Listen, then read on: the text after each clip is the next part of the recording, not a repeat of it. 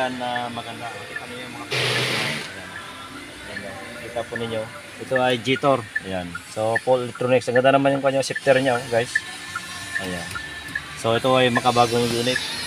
So, ito ay dinesign na parang ito eh. Yung hammer. So, ito yung design ng bagong Jitor. Ayan. So, galing na ibang bansa.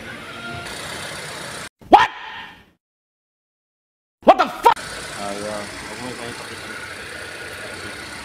Ano yung makina niya? So, maganda. Ayan. So, malinis. Ito ay gasoline engine. Ayan. So, pinagin pa yung mga pictures niya. Ayan. Ayan.